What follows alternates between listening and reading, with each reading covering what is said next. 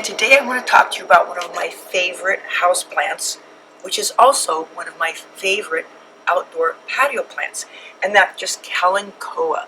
Now the Kalanchoa is a succulent, and that means it'll store water in its fleshy leaves. So if I pull apart the leaf, you're going to see it's full of moisture. That tells me do not overwater. The reason I love these as an indoor plant is you can go away for 2 weeks and not have to water this indoor blooming house plant.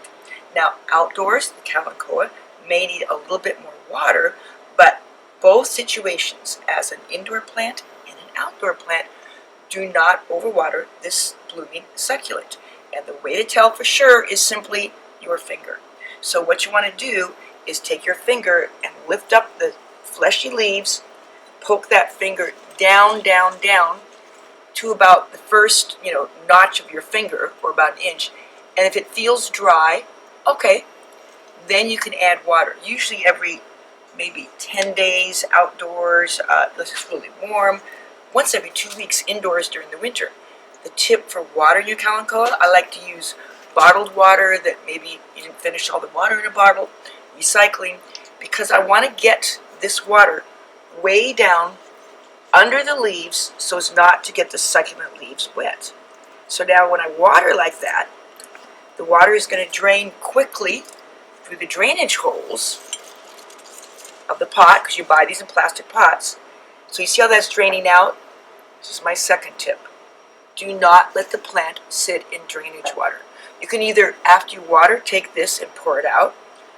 Still, what I like to do is put a couple of corks or maybe plastic bottle caps into the bottom of the cache pot. The cache pot is the outer pot that hides this plastic pot that you buy the Kalanchoa in at the nursery. So now it's sitting up a little higher, and it's not ever going to touch that drainage water in the bottom of the pot, which these succulents hate to sit in moisture. So don't overwater, don't let it sit in drainage water. Now what about light? So here's a tricky situation. If you read the tag on the Kalanchoa, it says full sun. But if this plant is in full sun, the blooms bloom out quicker. They do not last as long. Instead, I've been growing these that you see in shade. They've been outdoors. They're the beautiful new double flowering Kalanchoa varieties. And I've been growing them in full shade, and they've been blooming for about 4 months. Started in November.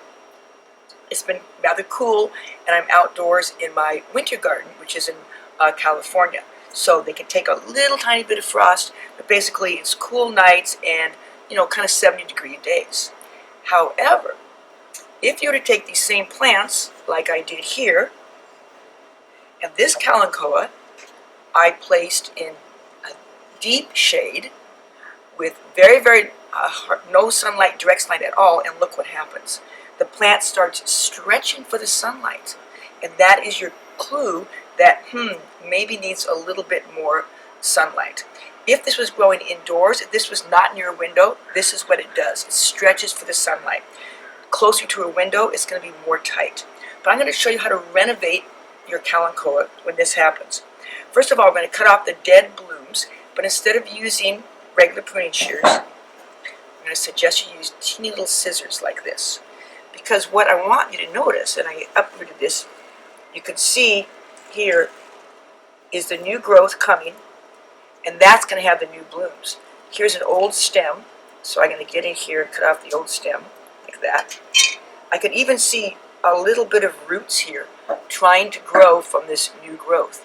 If I wanted a new plant, this would be the place where I would snip this off like this, and this would be the cutting, see that little tiny root, that I would pot up in potting soil or stick it in nice soft soil, and I'll have a new Kalanchoa plant.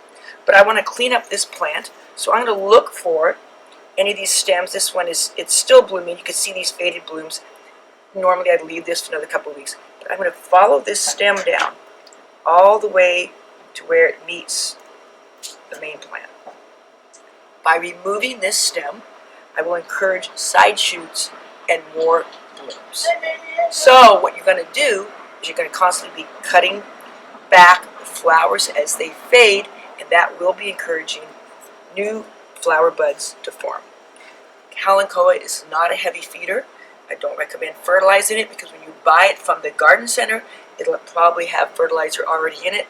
And also because these plants are very sensitive to sunlight, that's what tells them when to flower, the day length, just like a poinsettia. And so they've been forced into bloom, so they have, budded plants for winter house plants. What you want to make sure you understand is when they're done blooming, they're going to do nothing but rest. So if I cut all this back, I'll get no flowers for a couple of months. Don't give up. When the days start getting longer again, suddenly you're going to see that this plant is going to form buds and bloom again. So I can cut the whole thing back,